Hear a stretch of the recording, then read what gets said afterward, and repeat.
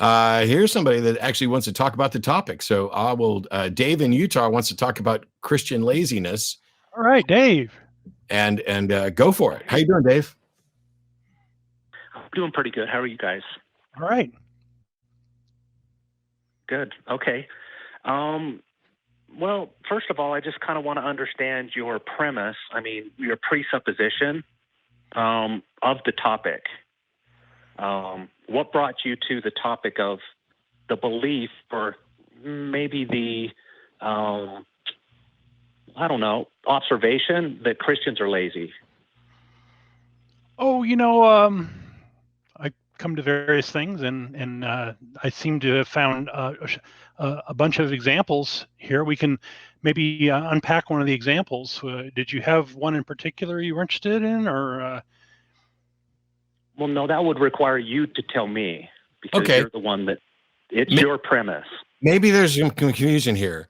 I don't know that Don or I are necessarily saying that Christians are more lazy than anybody else who's part of any other religion. Oh, okay. But what I do know is that when we do studies to show who knows and understands more about, for example, the Bible, atheists win. Mm-hmm. And that, to me, suggests if you don't know enough about your religion, that suggests some level of laziness. Yeah, that's pretty much what you're talking what we're about saying in there. relation. Oh, so this is in relationship to the biblical study. Yeah, so as a rule, atheists score better on tests about the Bible than Christians do. So, if Christians were, understanding their Bible and working and understanding it, that would be the other way around, right? Gotcha. Okay, so this isn't a matter of slothfulness, being slothful, meaning you don't have a job. No. This is in relationship to study of biblical. Yeah, I mean, that was one of the topics. Another one was learning Christian history. Another was learning science. Another was taking care of the environment. Prayer, those sorts of things. That's pretty broad.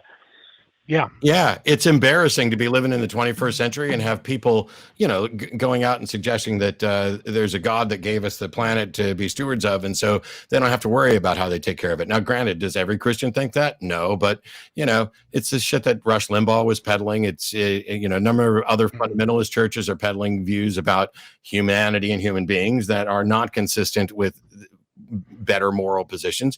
The callers who called in before with a general ignorance of science and an inability to argue for this, who don't even know the history of their own religion or anything else. I didn't know when I was a believer, and it was actually studying and learning that, and ending my lazy acceptance of a version of Christianity that got me out of it. We're not saying every Christian is this way. And as a matter of fact, when we started the show, I pointed out that there are Christian theologians who are not lazy, who know all of this stuff better than I will. Okay. Well, that's good. That's refreshing to know, because I agree with you that there are individuals outside of the faith that know more about the faith than the people within it. I would agree. But I also know there's people within it that know more about it than the people without. Sure. So I would have to agree on that. I'm not sure. Why do you think it is that it's so common that people claim to believe something but they don't understand it? Well, I think in some cases it's a matter of adoption.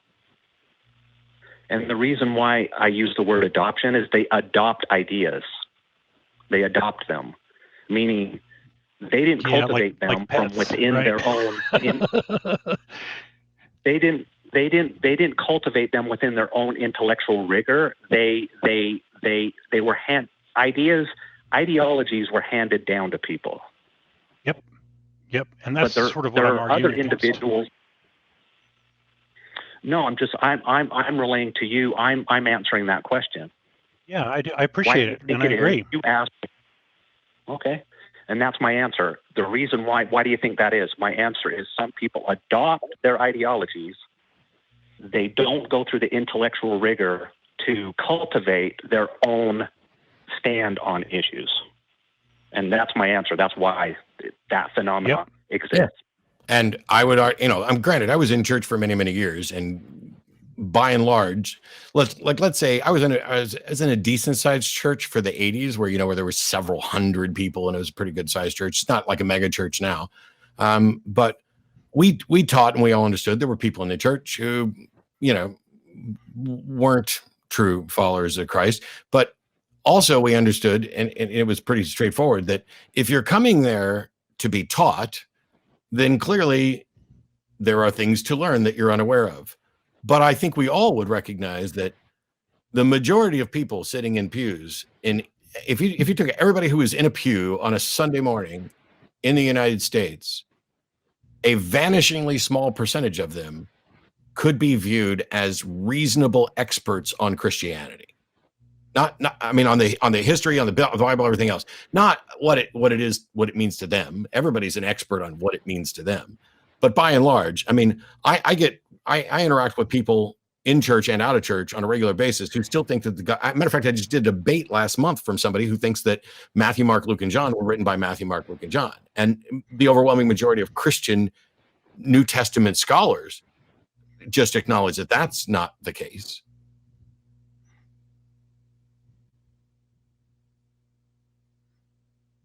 Well, that depends on who, if you believe that the oral story was captured and scribed by an individual other than the individual it's attributed to. It has to be. Well, all right, let me correct that. Matthew, Mark, Luke, and John, the Gospels are unsigned. We have no originals. The best copies don't reflect an eyewitness testimony. They reflect copying from each other and are decades afterwards. The bulk of New Testament scholars within Christianity and without do not think that the Gospels were written by the individuals whose names are ascribed to them. And if you pick up like an NIV, it will literally say that on the cover page for like Matthew, Mark, Luke, and John, that we don't know who the author is and that this is a matter of church tradition. Now, what the truth is, I'm not going to say. But the fact that most people sitting in the pews don't know that at all, I think that's a problem. And it's a problem that indicates that they're being lazy, that they've been taught things and haven't done any investigation. Okay. Some people are. My concern is the show. I'm sorry, you broke up. Can you say that again? Yeah. When I just want to make sure, because when I tuned into the show, I was hearing the topic, and I just want to make sure. Are you familiar with the psychological concept of projection? Yes. Yes. Okay. Have you ever caught yourself doing that? Yes. Yes. Okay. I just wanted to make sure you guys weren't doing that. Do you think we are? Yeah, if you think we are, by all means, point it out. As somebody who's spent the last 15 years of his life actively engaged in this, coming from a background where I was studying to be a preacher and found my way out, I don't think I'm projecting, because I'm recognizing that I used to be lazy about these subjects and now I'm not. Although perhaps I'm more lazy now than I was 7 years ago, because there's nothing new and it becomes mind-numbingly taxing to keep going over and over and over the same thing. So if you think we are, by all means, point it out and we can have a discussion about it. No, I just wanted to make sure it wasn't the case. This isn't an accusation.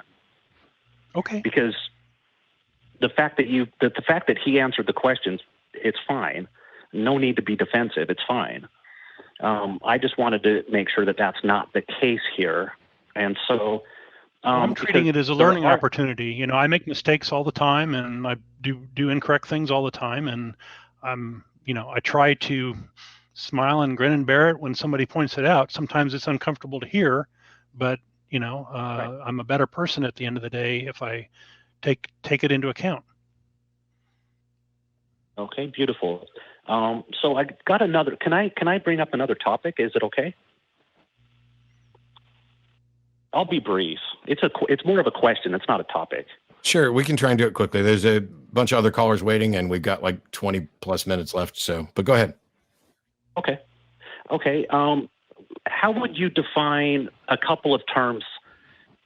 One, faith. Just the word, how would you define faith? And how would you define the word hope? And then lastly, what is your method? What is the method you use to determine truth? Sure. I can do all three of those pretty quickly, and then Don can agree, correct, expand, whatever else. Faith is the excuse people give for believing in something when they don't have a good reason, because if you have a good reason, you never make an appeal to faith. You always just give the good reason. Hope is an optimistic preference for a desirable outcome that is not necessarily what is going to happen or is likely going to happen. And truth is that which conforms to reality. Whether or not we can identify that or confirm it is a huge problem about whether or not we actually have access to truth. So the consistent with reality as best we can. It's like, just because I experience something doesn't mean that my understanding of it is true. Like I could see something that I describe as an apparition and a ghost, and it would be a mistake for me to say I saw a ghost. What would be true is I experienced something that I am interpreting as a ghost, and then it's independent verification from others using things like the scientific method that lead us to the best approximation of truth that we can get to. Gotcha. So basically truth. Well, I want to let Don jump in to correct. No, that's fine. I'm perfectly okay with that. Okay. Well, I think we might have lost Dave. Dave? No, I'm here. Okay. You had a question about truth or something? No, what I'm saying is, so basically what you're saying is truth cannot be known. We can only come to an approximation of it. No, what I'm saying is I see no pathway to absolute certainty anywhere. Truth, whether or not truth with a capital T is accessible, I don't know. So I couldn't say we can't know it. All I can say is it's kind of like you're familiar with like the problem of hard solipsism. I can't prove that other minds exist, because at some point the reasoning just breaks down because I have to depend on other people's experience, but I don't know that those other people aren't something that I invented. So there's this cascade effect where you can't get to a foundation. So I can't be absolutely certain about anything, but I experience a reality. And what I would describe as true is that those things which, to the best of our ability to identify them, are actually consistent with what I and others experience in reality. Okay. So if I may, could I update your definition of faith using etymology as my source? Well, the thing is that words don't have intrinsic meaning. So okay. Words are all about... Why do we use them?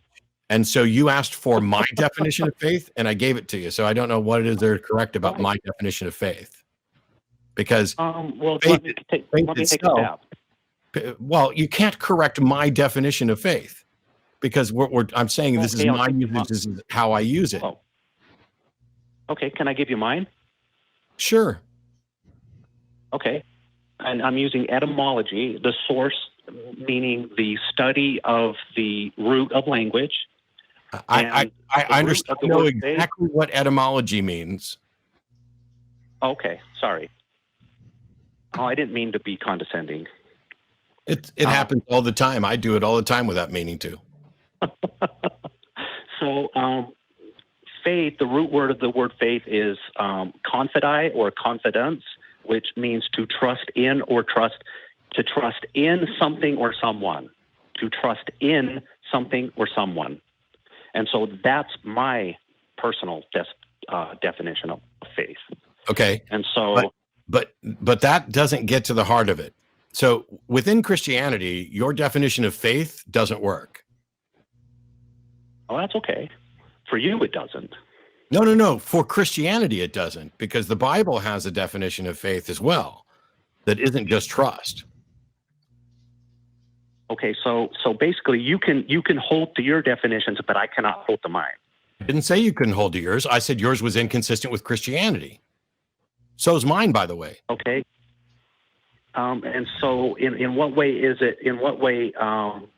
In what way? Sure, because faith being synonymous with trust is, which is what you're saying, right? Your etymological usage of faith is based on trust, right? Correct. Yeah. So it is, your exercise of faith is I trust X, right? Correct. And I would ask someone, why do you trust X? So for example, I'm sitting in a chair. I trust that this chair will hold up my weight. And if you were here, you would probably trust that this chair holds up my weight and your weight too. I mean, it's a sturdy chair. But if somebody says, why do you trust it? I can point to, hey, here's the construction, here's this, you know, and all these other things. And then they'll say, are you absolutely confident? No, but I'm trusting it. That is trust that X is true, which is separate from faith being the reason why you trust something. Faith as an epistemology, not acceptance or confidence in the fact, but as an epistemology, which is what we see in like Hebrews 11:1, where it says faith is the substance of things hoped for, the evidence of things not seen. That sort of biblical definition of faith is talking about not trust in, but warrant for the trust in. It is saying that faith is the evidence, not faith in the evidence, but faith is the evidence. And that's why when I talk about faith, if you say, hey, do you trust that chair? Yeah, I do. Why? I would never say, I take it on faith. But when somebody says, hey, do you trust in Jesus? And you ask why, they will say, I take it on faith. And so there's the usage of the word faith as an epistemology, and then there's the usage of the word faith as in trust. I have no problem with trusting things. I just don't like to use the word faith for trust because faith has multiple uses. And what happens is somebody will use it in the sense that you would to say, I trust something. And then they will also use it in an epistemological sense. And they do an equivocation fallacy bait and switch to bolster the faith that is as an epistemology, which is garbage, with, oh, I'm just saying I trust. That's why I don't use faith in that way. Okay, because I think they're in error. When they use it the way you've described, I think they're in error. Who's in error? The people that use it in the way you've just described. Except that's what the Bible tells them. That's what the Bible tells them. Well, no, I'll give you an example. So basically, I think there's a definable difference between belief and faith. Those are two separate words. I agree. They mean two separate things. I agree. Belief is the acceptance of a proposition. Okay. And so faith to me, lack of evidence that the thing exists, and you're putting your faith and trust in it before the outcome, I believe can be demonstrated. And I'll give you an example. So let's say I want a child and I have a wife. Mm-hmm. And I have a projected future that my wife will bear a child, and I'm going to put my faith in the fact that we will engage in sexual intercourse, and through that process, I'm trusting that I can have a child. Yeah. It hasn't happened yet. But I'm fine with all of that. But how does that square with Hebrews 11:1? Because Hebrews 11:1 is not about putting your faith, it's not about putting your confidence in something. It is saying faith is the evidence, not the confidence. No, faith is the evidence. That doesn't, well, what it means by well, I have a problem. Maybe I don't know if that particular verse was translated correctly, because evidence is a sticky word. Evidence, right? It's a sticky word, because if I have no evidence that my child is here yet, I have no evidence. There is no evidence. But your confidence isn't. There's evidence that humans have children. The evidence is that humans have children. They do it by sexual intercourse, despite what you might have seen on a Fry and Laurie sketch. And that at the current state, if you proceed as you are, barring some other medical unknown or whatever else, it has some likelihood of producing a child. And when it doesn't, then you go in for medical evidence and everything. None of this is, you're putting your confidence in the evidence about human sexuality and creating offspring. Your confidence is in the evidence, and that's separate from saying that your confidence is the evidence. No, my confidence is in a future event that I have no. My confidence is in a future event that I have no present evidence for. No, you have tons of present evidence. Your confidence is that something is a likely outcome. My child doesn't exist. It doesn't. Oh my God! It doesn't matter. Doesn't exist. Listen, would you stop for a second? If I have a die in my hand and I've rolled it a bunch of times and it's come up with a 5 every single time, and there's 1, 2, 3, 4, 5, 6 on there, am I going to be on 50 rolls in a row? It came up with 5. Am I going to be extremely confident that the result is going to be somewhere between 1 and 6? You betcha. Am I going to be slightly more confident that it's going to likely to roll a 5 because the past data show that that is the most likely outcome for this particular die? Yes. Your confidence. I'll give it. Your confidence that having sex leads to children is based on the evidence that having sex leads to children. I think you're missing my example, so I'll change the example. Let's say a visionary. I'll use a visionary as an example, like a Steve Jobs. He had something in his mind before it existed, and then he had the faith and confidence to pursue its inevitable. I don't see how this is relevant. I really don't see how this is relevant because, yes, people have confidence in their ideas, and some of them come to fruition and some of them don't, but the proof's in the pudding. And what I'm saying is that Hebrews 11:1 continues to describe a faith that is the evidence to believers all around the world. And I have it precedes my usage of this. But at the end of the day, I don't like to use the word faith just as confidence because faith has multiple uses. And I think that leads to equivocation fallacy. If you want to say that you have faith that if you have sex, you and your wife are going to have an offspring, cool. That's not the same thing that we're talking about when we're talking about people saying, "Oh, I just have faith. I believe this because of faith." Your belief that you and your wife are likely to have an offspring is based on the evidence. Yeah, I was going to amplify that we care about the evidence. We don't care about the name of it. If there's evidence for God, let's hear the evidence for God. If there's no evidence for God, then maybe you're believing something that you shouldn't be believing in. Yeah. Maybe. But what do you do when the evidence has not arrived? You withhold your belief. Yeah. You should not be convinced. I won't have you should not be convinced of something. You should not. Jesus. And I won't have sex with my wife. Okay. You have plenty of evidence that people fuck and they make children. Come on. I am very, very, very happy, Dave, for your wife. Goodbye.